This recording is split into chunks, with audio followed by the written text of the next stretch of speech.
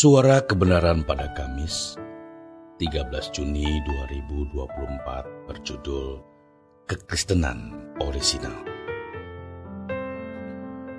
Seandainya kita bertanya kepada Tuhan, dengan serius tentunya, apakah kekristenan yang telah kita jalani adalah kekristenan yang memang Tuhan kehendaki? Kira-kira apa jawaban Tuhan? Apakah kita yakin bahwa kekristenan yang kita jalani ini benar-benar kekristenan yang Tuhan kehendaki untuk kita jalani? Atau pertanyaan lain yang terkait, apa kira-kira yang Tuhan Yesus harapkan dari kita dengan menjadi orang yang mempercayai Yesus sebagai Juru Selamat, sebagai Tuhan? Apa kira-kira yang diharapkan oleh Tuhan Yesus dari kita? Sejujurnya, jarang sekali orang memperkarakan hal ini. Mungkin hampir-hampir tidak ada. Sebab kekristenan yang dijalani hampir semua orang adalah kekristenan yang diwariskan oleh para pendahulu kita. Kita tidak berjumpa langsung dengan Yesus. Bahkan, kita juga tidak berjumpa langsung dengan murid-murid Yesus yang merupakan narasumber pertama. Tentu secara logika, perjalanan waktu, perjalanan sejarah bisa mengubah warna asli, versi orisinal dari kekristenan itu. Tuhan tidak berjanji menyertai hanya untuk orang-orang tertentu.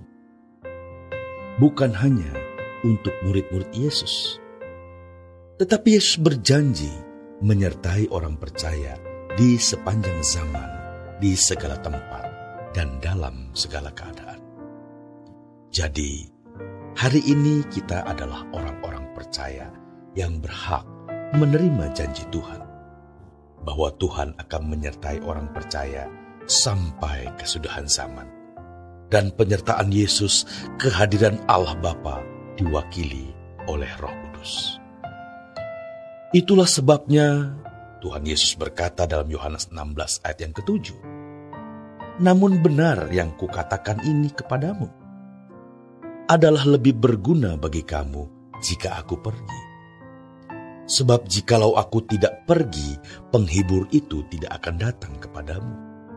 Tetapi jikalau aku pergi, aku akan mengutus dia kepadamu."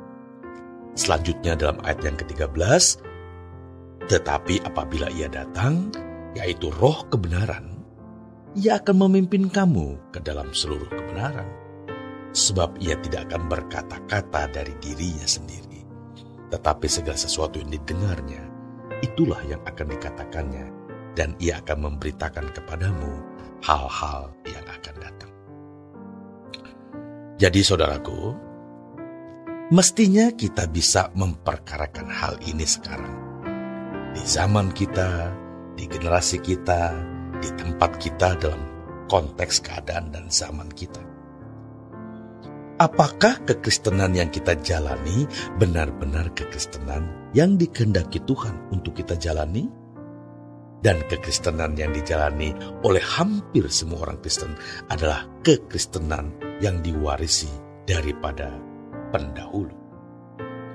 Padahal melalui perjalanan waktu, perjalanan sejarah, bukan tidak mungkin ternyata telah terjadi perubahan, pergeseran, devaluasi, atau kemerosotan. Injil Lukas pasal 18 ayat yang ke-8 memberikan isyarat bahwa kemungkinan kekristenan yang dijalani banyak orang Kristen adalah kekristenan yang tidak orisinal. Jika Anak Manusia datang, apakah dia mendapati iman di bumi? Iman bicara tentang hidup kekristenan yang benar. Jadi kalau Yesus datang, apakah dia menemukan kekristenan yang orisinal seperti yang Tuhan Yesus ajarkan, seperti yang Tuhan Yesus kehendaki untuk dikenakan orang percaya, dan yang itu diharapkan oleh Yesus? ayat ini juga sekaligus secara tidak langsung memberi kita ancaman atau memberitahukan kita adanya ancaman. Bahwa sangat sedikit atau hampir-hampir tidak ada orang yang memiliki kehidupan kekristenan seperti yang dikehendakan oleh Tuhan. Mari kita memeriksa kekristenan kita dan tanyakan kepada Tuhan. Jangan tenggelam dengan segala kesibukan sampai kita tidak memperkarakan nasib kekal kita. Sebab nasib abadi, keadaan kekal kita lebih dari rumah tangga, bisnis, karier, studi, lebih dari apapun. Kita tidak ingin mengecewakan Tuhan yang sudah mengorbankan diri di kayu salib, menebus dosa-dosa kita. Dinamika hidup yang kita jalani secara pribadi bisa mengubah kita. Bisa mengubah menjadi positif atau mengubah menjadi negatif. Dinamika hidup bisa mengubah seseorang. Dari seseorang anak yang bisa menyanyi lagu rohani dan berdoa, menjadi wanita yang tegas berkata kepada orang tuanya, "Saya ateis." Setiap kita punya dinamika hidup yang tanpa kita sadari diarahkan setan untuk meleset, luncas, atau tidak kena sasaran. Ini mengerikan sekali. Di dalam Kejadian 3 ayat yang pertama dikatakan bahwa ular adalah binatang yang paling cerdik, arum. Ini tidak menunjuk ciptaan secara umum, tetapi ciptaan rohaniah menunjuk oknum. Dia bisa bicara. Tidak ada binatang bisa bicara. Yang bicara ini iblis, dia cerdik saudaraku. Setan itu lebih cerdik dari manusia. Jika manusia tidak dipimpin Roh Kudus, dia tidak akan bisa mendapati kejahatan kuasa kegelapan ini. Dia tidak bisa mendapati kelicikannya yang menggiring manusia untuk meleset dari kehendak Allah. Mengerikan sekali keadaan ini saudaraku. Benar-benar banyak orang tidak menjadi waspada. Dia pikir setan itu tidak cerdik, padahal dia melampaui yang kita pikirkan.